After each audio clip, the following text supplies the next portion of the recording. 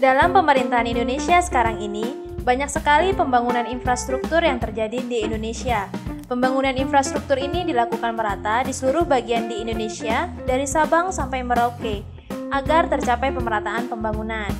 Salah satu wilayah yang dilakukan pembangunan di era pemerintahan sekarang dan membuat perhatian publik adalah pembangunan di wilayah Papua. Sebenarnya, pembangunan di daerah Papua ini telah dilakukan oleh pemerintahan sebelumnya.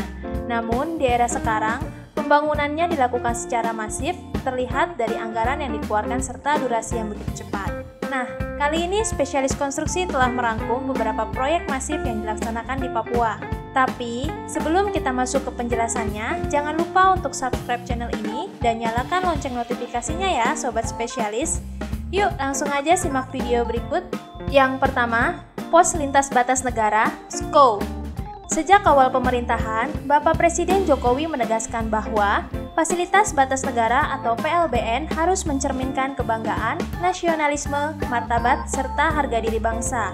Sekitar kurang lebih 7 PLBN dilakukan revitalisasi di Papua. Proyek revitalisasi kawasan PLBN ini termasuk salah satu rencana pembangunan jangka menengah nasional atau disingkat RPJMN 2015 sampai 2019. Yang kedua, proyek pemerataan listrik. Lokasinya yang jauh dari ibu kota membuat wilayah Papua khususnya Jayapura dan Nabire telah lama gelap gulita. Tidak adanya akses listrik menjadi penyebab Papua tertinggal dari kota-kota lain di Indonesia. Pemerintah pusat melalui PT PLN dan bekerja sama dengan kontraktor membangun 2 pembangkit listrik tenaga mesin gas dengan kapasitas 70 MW di Jayapura dan Nabire, serta pembangkit listrik desa yang tersebar di 74 desa di Papua dan Papua Barat. Yang ketiga, pembangunan bandara. Pembangunan bandara baru ataupun melakukan rekonstruksi bandara yang sudah ada dilakukan pemerintah agar akses ke wilayah Papua lebih mudah. Bandara tersebut antara lain Bandara Domino Edward Okso, Bandara Nop Goliath Dekai, dan Bandara Wamena. Sekarang bandara tersebut sudah sangat baik kondisinya, menjadi lebih modern dan memberikan kenyamanan. Mungkin kondisi terdahulu dari bandara-bandara tersebut hanya akan menjadi cerita saja. Yang keempat, pembangunan pelabuhan. Sudah banyak diresmikannya pembangunan pelabuhan-pelabuhan di daerah Papua menjadi bukti nyata bahwa Indonesia merupakan bangsa maritim. Dengan transportasi laut, membuat sistem logistik antar pulau dan dalam pulau akan lebih mudah terhubung, di mana nantinya akan menumbuhkan perekonomian masyarakat Papua dan membuat harga barang serta bahan pokok menjadi sama di setiap daerah. Pelabuhan tersebut antara lain Pelabuhan Wasior, Pelabuhan Kaimana, Pelabuhan Bintuni, Pelabuhan Manokwari, dan masih banyak lagi. Yang kelima, pembangunan rumah subsidi dan rumah ibadah. Pembangunan infrastruktur tidak hanya berpusat di Pulau Jawa dan kota-kota besar saja, namun juga di kawasan perbatasan hingga ke pulau terpencil. Salah satunya adalah penyediaan hunian yang layak sebagai infrastruktur dasar bagi masyarakat berpenghasilan rendah yang tinggal di kawasan perbatasan dan pulau terpencil di Provinsi Papua melalui program rumah khusus dari Kementerian PUPR.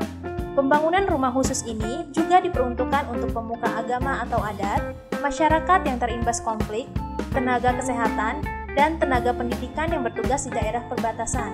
Rusus atau rumah khusus yang dibangun PUPR pada umumnya merupakan rumah bertipe 36 yang dilengkapi sarana prasarana utilitas seperti jalan, lingkungan, drainase, dan air, yang dimana bertujuan memberikan kenyamanan bagi penghuni. Yang terakhir, pembangunan Jalan Trans Papua.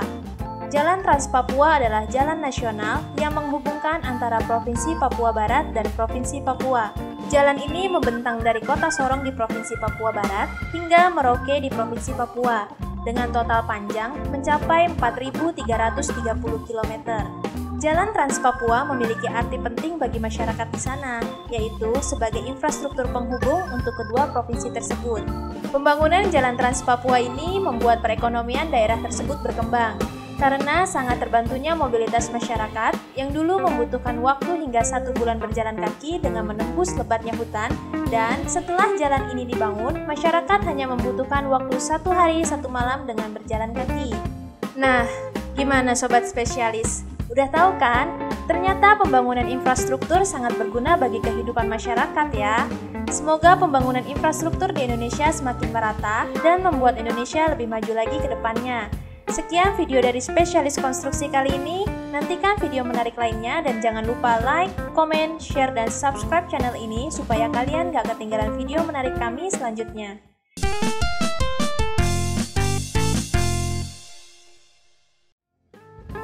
Kalau kalian punya topik menarik lainnya yang ingin kami bahas, kalian bisa tulis di kolom komentar di bawah ini. Terima kasih telah menonton dan sampai jumpa.